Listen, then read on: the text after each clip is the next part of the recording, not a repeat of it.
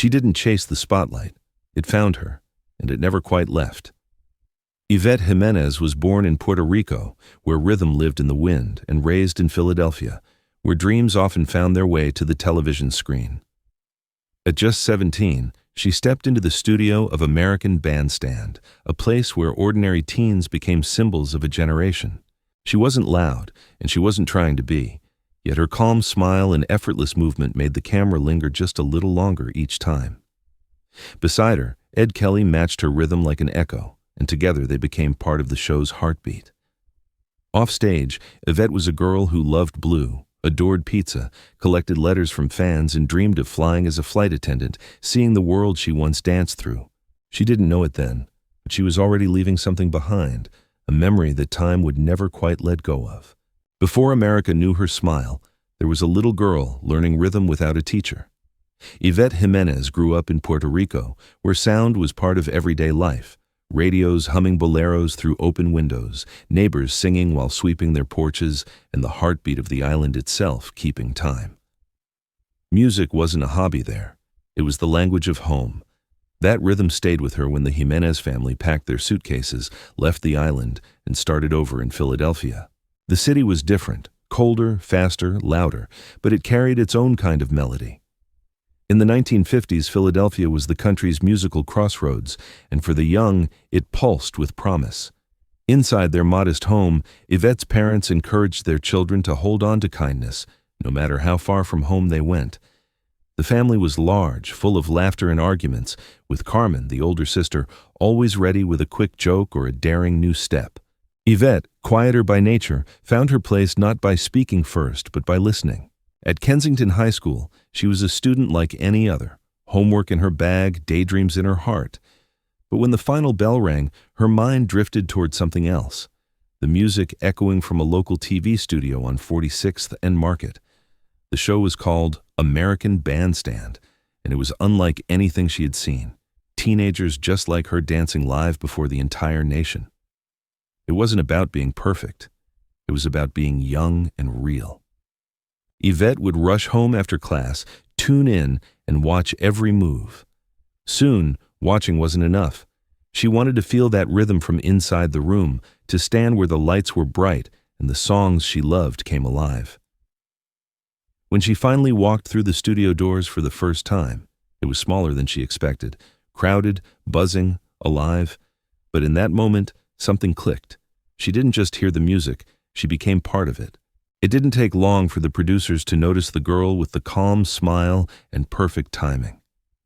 On camera, she seemed both present and untouchable, like someone who belonged everywhere and nowhere at once. The island child had found her new rhythm, one that would soon carry her beyond Philadelphia into living rooms across America.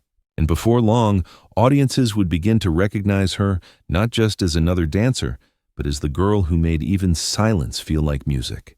Once she appeared regularly on American Bandstand, Ivette Jimenez quickly became one of those faces viewers waited to see. She wasn't the kind of dancer who fought for the front row or exaggerated every spin for the camera. Her charm came from stillness, from the way she smiled only when the music called for it, from the ease with which she found her place among a sea of motion. There was something reassuring about her presence, as if she made the whole room breathe in time.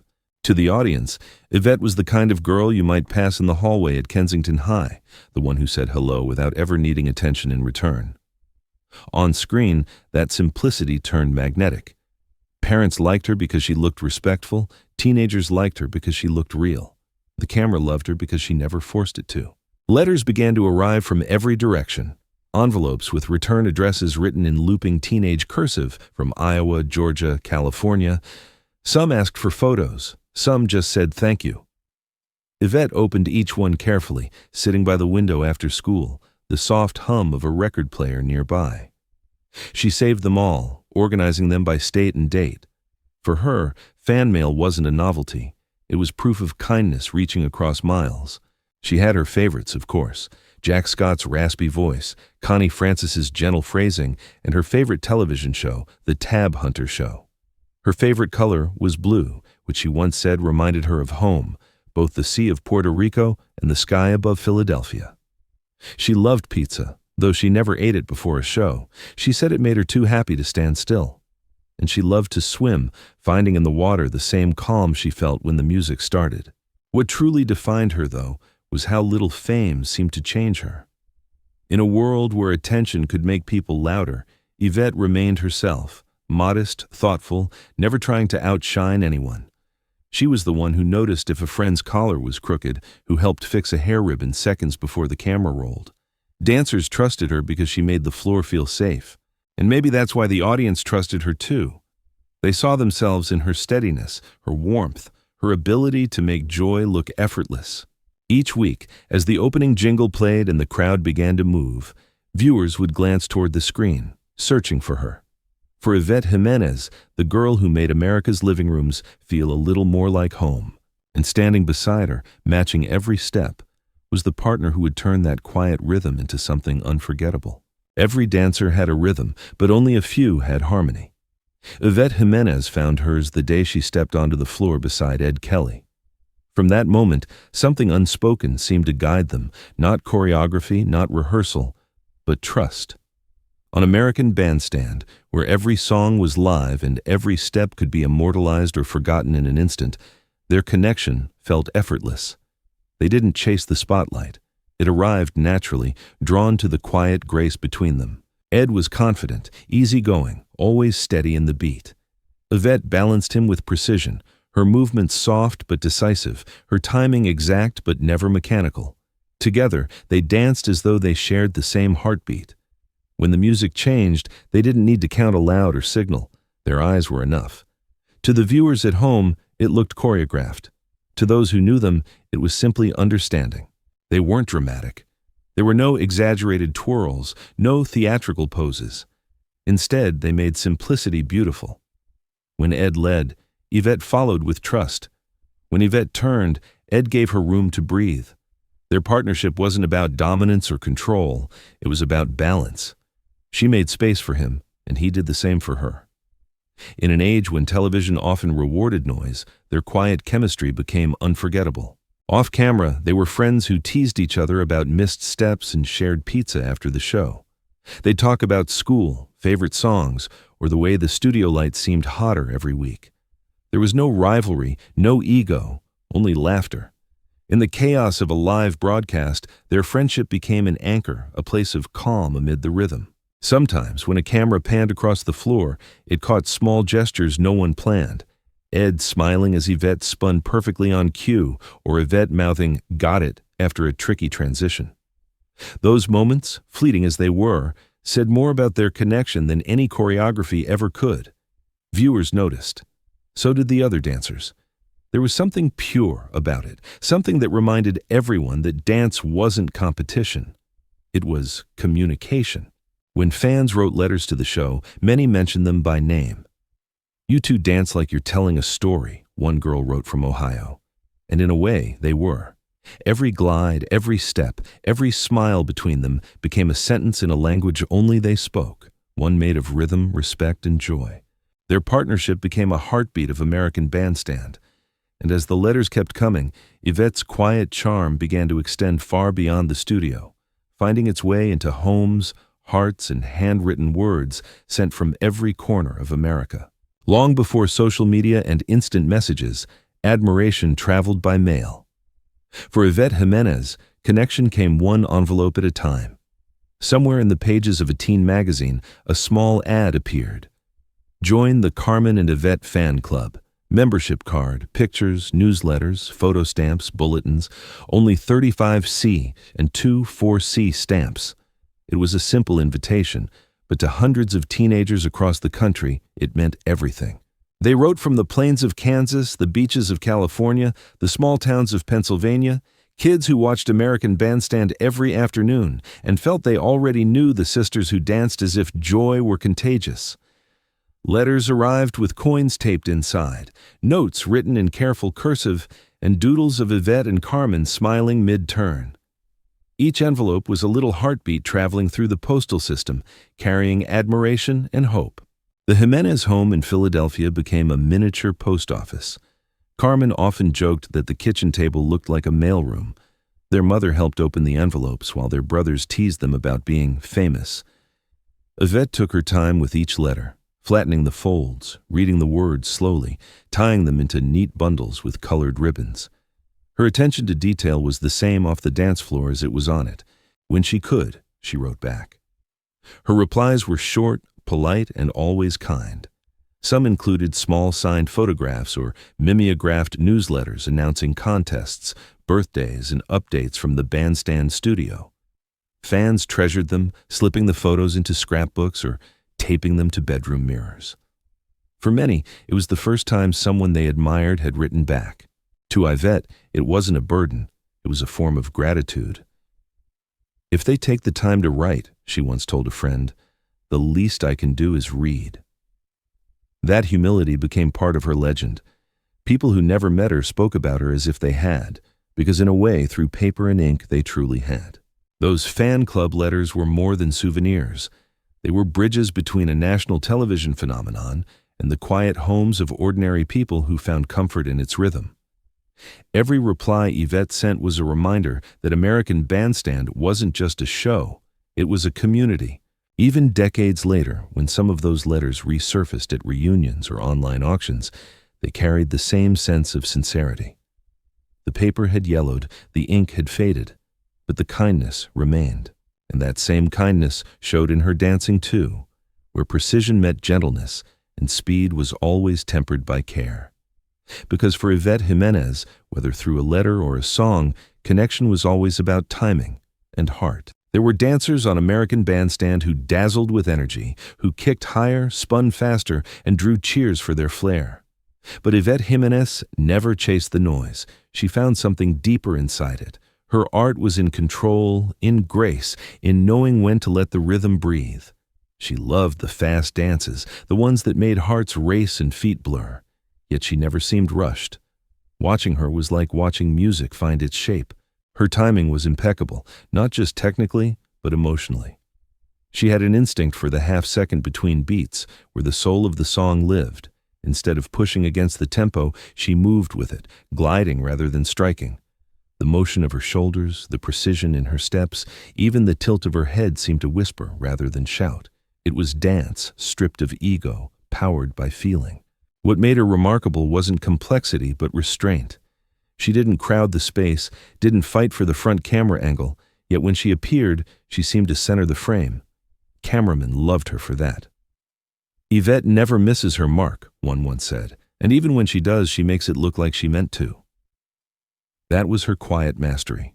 Every misstep turned into rhythm, every pause into grace. The studio floor could be unpredictable. Sweaty shoes, sudden lighting changes, cables snaking underfoot, but she adapted effortlessly. If someone bumped her shoulder, she pivoted with a smile.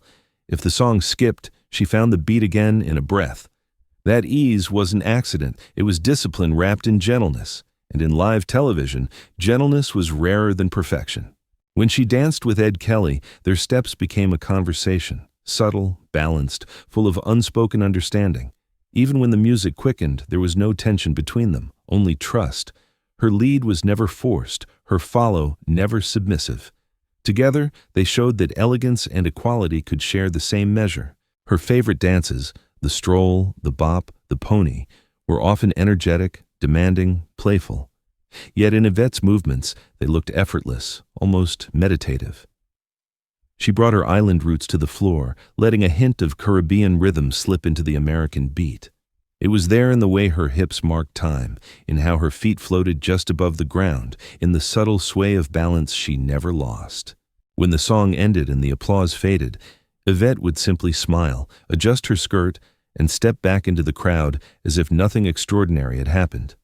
But everyone watching knew otherwise.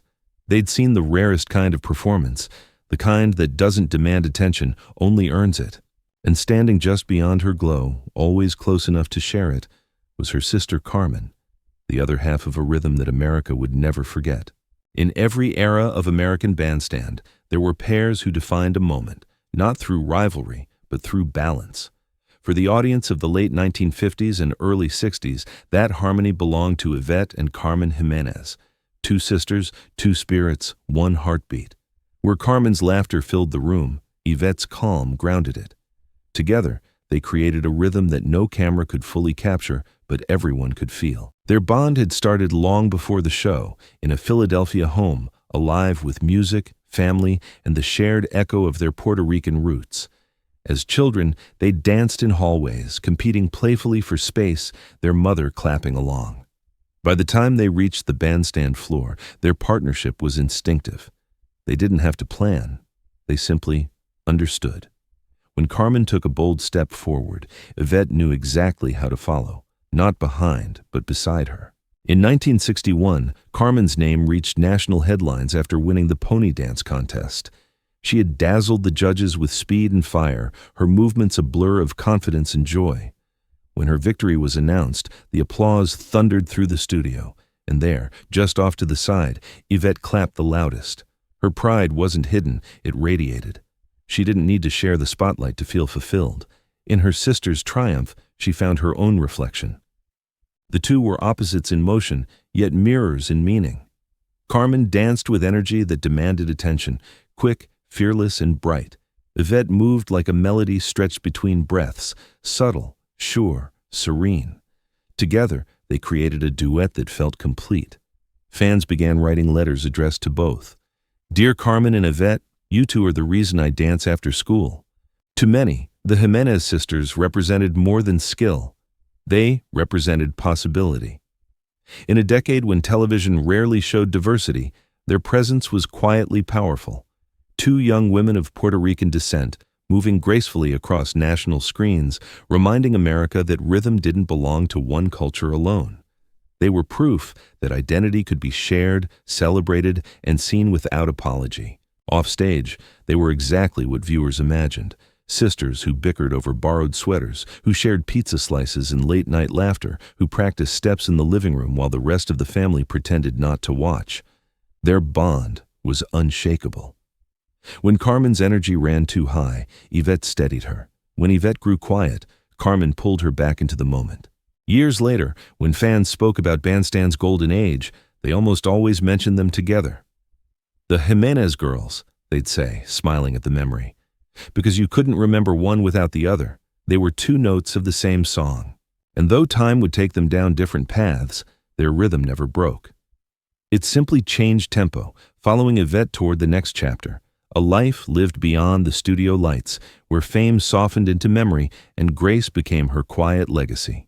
When the final song faded and the cameras stopped, American Bandstand carried on in memory, not as a show, but as a feeling. For Ivette Jimenez, that feeling never left. She had been part of something bigger than television, something that shaped a generation. But even as time moved forward and the music changed, Ivette remained the same, calm, kind, and quietly luminous. In the years that followed, her life took on a different rhythm. The bright lights of the studio gave way to the warm glow of home, friendship, and family. She kept the letters, hundreds of them, tied with ribbons, each one a fragment of her youth. Some came from fans who had once been children, now grown with families of their own. Others were from old friends from the show, still writing in the same looping script. "Do you remember that day we danced to Frankie Avalon?" She remembered all of it. She moved south to Miami, drawn by its sunshine and the faint echo of island air that reminded her of Puerto Rico. There, she built a new life, not in front of a camera, but among people who would come to know her for her grace rather than her fame. She worked in real estate, helping families find homes, guiding them with the same steadiness she once brought to the dance floor. Those who met her described her as calm, elegant, attentive. They never guessed she had once been part of something millions had watched, and that was exactly how she liked it. Occasionally, the past would find her again. A bandstand reunion, a phone call from an old dancer, a faded photograph sent through the mail. She'd attend when she could, smiling warmly at faces both familiar and changed. The laughter returned easily. The music still lived in their steps. In those moments, time folded back, and for a while, they were all teenagers again, waiting for the red light of the camera to blink on. When fans approached her, some carrying yellowed magazine clippings or autographed photos, Ivette was always gracious. "Oh, look at that hair," she'd laugh, and then thank them sincerely for remembering. She never saw herself as a star. She saw herself as lucky to have danced, to have shared something joyful with so many strangers who felt like friends. In a world that kept changing, Ivette held on to what mattered: kindness, rhythm, and gratitude. The fame had faded, but the music had not.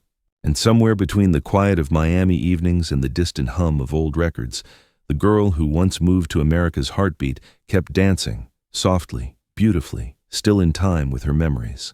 Some names from American Bandstand became legends, others became memories. But a few, like Ivette Jimenez, became something gentler, something enduring. She was never the loudest in the room, yet her presence lingered long after the music stopped. Her steps may have faded from the studio floor, but her rhythm never did. It lives on in the stories, the photographs, and the quiet gratitude of those who still remember. For fans who once wrote her letters or watched her glide beside Ed Kelly, she remains a symbol of how kindness can outlast fame. For those who discovered her years later, she stands as a reminder that grace is timeless. It belongs to no decade and no stage. If you remember Ivette Jimenez, or if her story touched something familiar in you, share your memory below. Because every rhythm that once moved a heart is still moving somewhere, softly, endlessly, just like hers.